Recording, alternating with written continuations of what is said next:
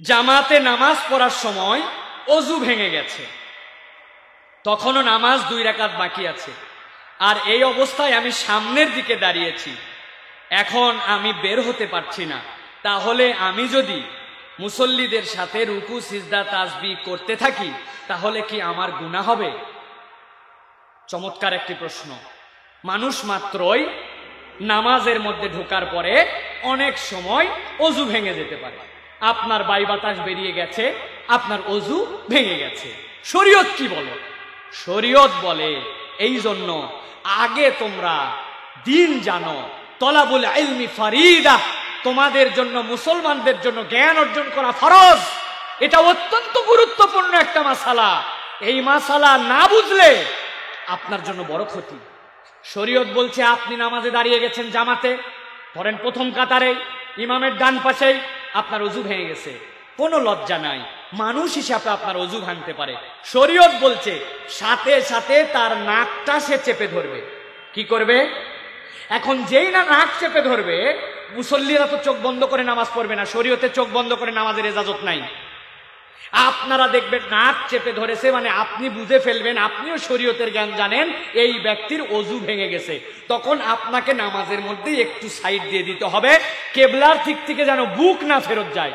কেবলার দিকে মুখ থাকবে কিন্তু একটু সরে গেছেন, ও আস্তে আস্তে করে ফাঁক দিয়ে পিছন দিয়ে বের হয়ে যাবে।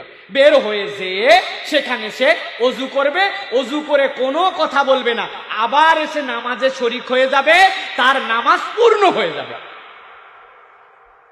এখন ওই ব্যক্তি জানে না ও বের হবে কেমন করে, আপাতত নাক ধরছে, আপনি জানেন না নাক ধরলে কি হবে, আপনাকে একটু ঘুতা দিচ্ছে, আপনি তো স্টিল বডি, ব্যাক কলকাতাকার, আরো টাইট দিচ্ছেন,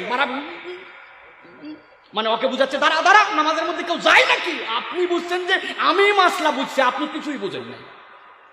মাসলা ক্লিয়ার? অজু চলে গেছে, নাক ধরবেন, আস্তে করে ফাঁক দিয়ে পিছনে বেরিয়ে আসবেন। এখন আপনি লজ্জা পেয়ে গেছেন, লজ্জা পেয়ে চিন্তা করছেন মানুষ কি বলবে, অজু ধরে রাখতে পারেন, আমি বেরিয়ে যাচ্ছি, এই মনে করে যদি বিনা অজুতে বুঝে সুঝে আপনি যদি রুকু করেন, সিজদা করেন, আপনার ইমানের মধ্যে খামতি হয়ে যাবে। সালাতের পূর্ব শর্ত তাহারাত।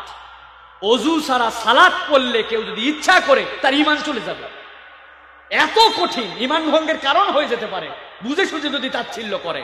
এই জন্য প্রিয় ভাইয়েরা, লজ্জার কিছু নাই, ইসলামে লজ্জার এখানে কিছু নাই, এটা মাসালার বিষয়। আপনার যদি এরকম হয় খবরদার এরকম করে দিবেন না। আর কেউ যদি করেও ফেলেন, যিনি প্রশ্ন করেছেন, আল্লাহ তাকে বুঝ দেখ, আল্লাহ তো ক্ষমাকারী, জানতেন না আল্লাহ মাফ করে দিবেন, জেনে গেছেন আগামী থেকে প্র্যাকটিস করবেন। আশা করি উত্তর পেয়েছেন। ক্লিয়ার?